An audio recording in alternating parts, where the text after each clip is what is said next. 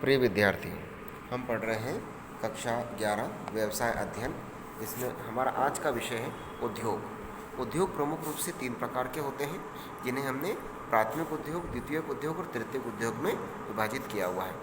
उद्योग से आशय है कि आवश्यकताओं की संतुष्टि के लिए जो प्रयत्न मनुष्य द्वारा किए जाते हैं वही उद्योग है। इसमें प्राथमिक उद्योग के अंतर्गत जो आते हैं उसमें प्राथमिक उद्योग में उन उद्योगों को सम्मिलित किया जाता है जिनका संबंध सीधे तौर पर प्राकृतिक संसाधनों से होता है। इन्हें हम प्राकृतिक उद्योग कहते हैं, जिसमें निष्कर्षण उद्योग, जिसमें व्यापक अर्थ से सब उद्योग जिनका संबंध भूमि और जल वायु से पदार्थ निकालना होता है, निष्कर्षण उद्योग कहलाते हैं।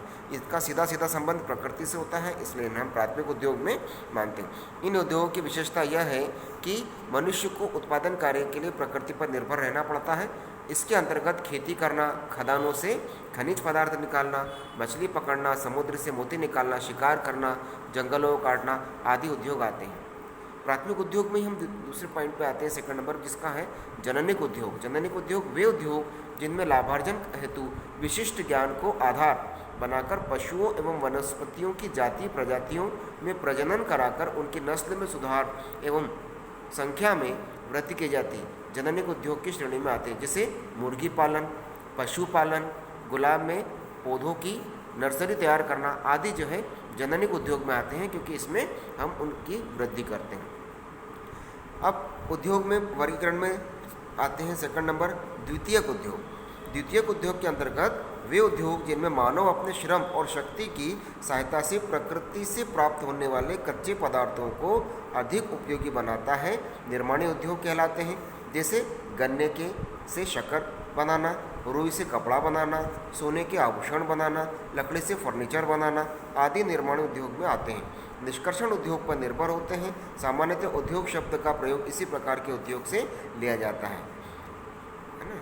विश्लेषणात्मक उद्योग, विश्लेषणात्मक उद्योग जैसे कृत्रिम उद्योग, ये वे उद्योग विभिन्न संगठकों से को मिलाकर प्रक्रिया द्वारा नए उत्पादन का रूप देते हैं, जैसे सीमेंट उद्योग।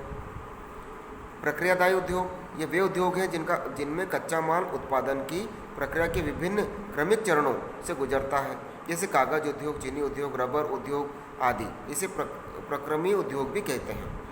नेक्स्ट है संग्रहण या सम्मिलित उद्योग। इस उद्योग में विभिन्न कल पुर्जों की जोड़कर एक नया उत्पाद बनाया जाता है, जैसे computer, television, car, scooter, mobile आदि के विभिन्न पुर्जे जोड़कर उन्हें पूर्णतया प्रदान करता है।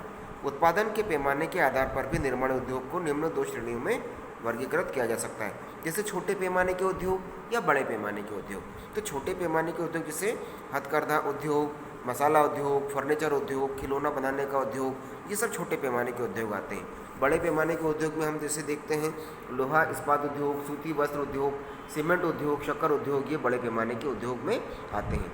रचनात्मक उद्योग में जैसे सड़क बनाना, पुल बनाना, भवन निर्माण आदि रचनात्मक उद्योग की श्रेणी में आते हैं। अब प्राथमिक उद्योग और द्वितीयक उद्योग में हम देखेंगे कि प्राथमिक उद्योग और द्वितीयक उद्योग में किस प्रकार के चार्ट के रूप में हमने यहाँ पर बनाया है। प्राथमिक उद्योग 2 प्रकार के होते हैं, निष्कर्षण उद्योग और जननिक उद्योग।